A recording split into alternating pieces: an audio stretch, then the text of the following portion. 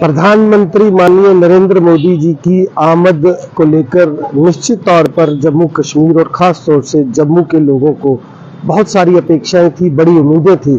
लेकिन जिस तरह से उनकी हर उम्मीद और जन अपेक्षा पर पानी फिरा है, मुझे नहीं लगता कि जम्मू के लोग जो खुद को अब ठगा सा महसूस कर रहे हैं, अपनी इस घोर अनदेखी को कभी भूल पाएंगे। माननीय प्रधानमंत्री जिस अंदाज के लिए जाने जाते हैं, अपने चिर परिचित अंदाज के लिए, उन्होंने उसी को बरकरार रखते हुए अनुच्छेद 370 की टूटन पर बात की। उन्होंने बजाय इसके कि अपने 10 सालों में जम्मू कश्मीर को क्या दिया है, उस पर ना बात करते हुए बात कांग्रेस पार्टी को नाहक कटघरे में खड़े करने की। लेकिन असलियत ये है कि वो करीब 1.5 लाख के करीब जो अस्थाई अनुबंधित कर्मचारी थे, उनकी उम्मीदों पर पानी फिरा है। ये प्रदेश जो कभी रियासत हुआ करता था, उसे केंद्र शासित प्रदेश में तब्दील करके इस देश की लोकतांत्रिक इतिहास में एक ऐसी मिसाल भारतीय जनता पार्टी ने बनाई है जिसे इतिहास कभी माफ नहीं करेगा। उस पर इन्होंने कोई बात नहीं की। और अगर आप देखें, एम्स का दम भर्ती नजर आई भारतीय जनता पार्टी और तमाम बड़े नेता, जबकि जम्मू के लोगों ने एम्स को लड़कर हासिल किया है और अभी एम्स का निर्माण भी पूरा नहीं हुआ।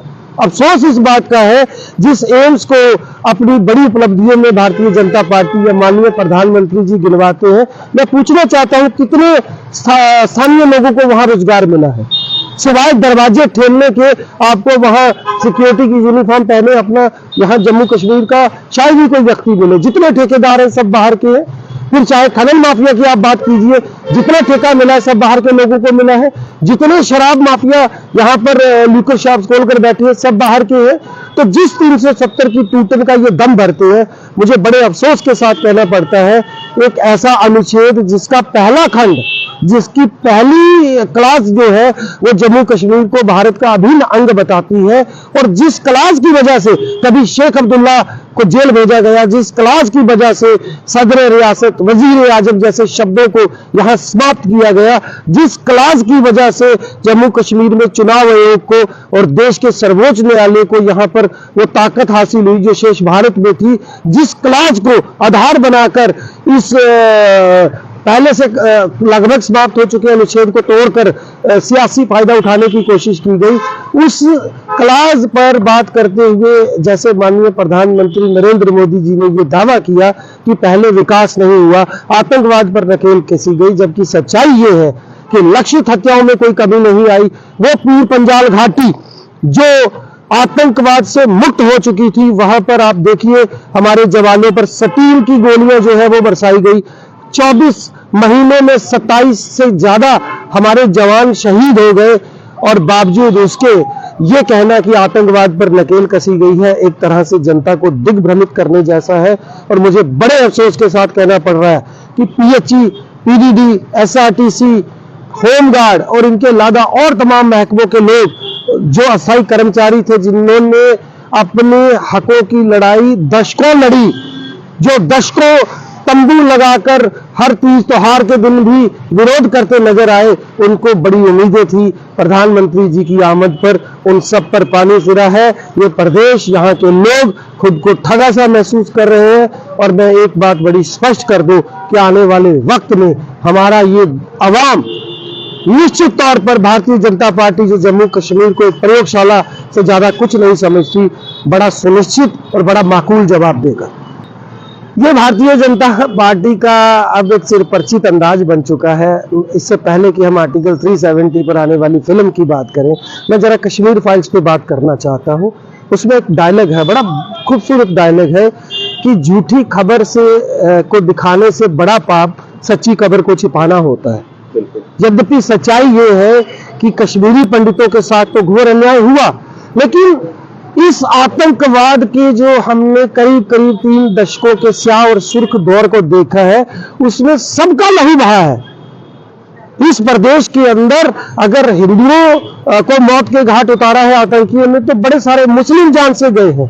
आप इतिहास खोलकर देख लीजिए, पहली हत्या जो यूसुफ हलवाई की हुई, उसके बाद से आप देखिए ऑल इंडिया रेडियो के कितने मुलाजिमों को मौत के घाट उतारा गया।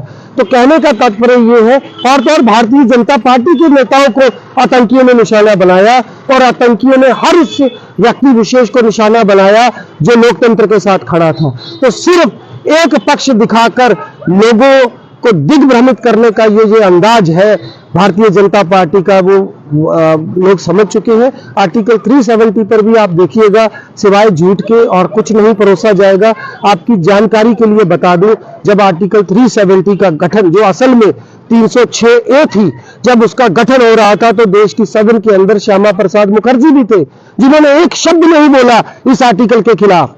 और आपकी जानकारी के लिए बता दूं कि इस आर्टिकल को बनाते वक्त पटेल साहब की मंशा बड़ी साफ थी, इसीलिए इसके पहले ही अनुच्छेद के पहले ही खंड में ये प्रावधान रखा गया कि ये भारत का अभिन्न अंग रहेगा, और उसी प्रावधान का फायदा उठाते हुए न केवल इसकी टूटन को अंजाम दिया गया, बल्कि जितने आदेश सन 1947 के बाद पारित हुए, खासतौर से मैं कहूंगा 1965 का जो प्रेसिडेंशियल ऑर्डर, और देखिए कितना बड़ा मजाक है, 35A की बात करती है जो संविधान में कहीं है ही नहीं।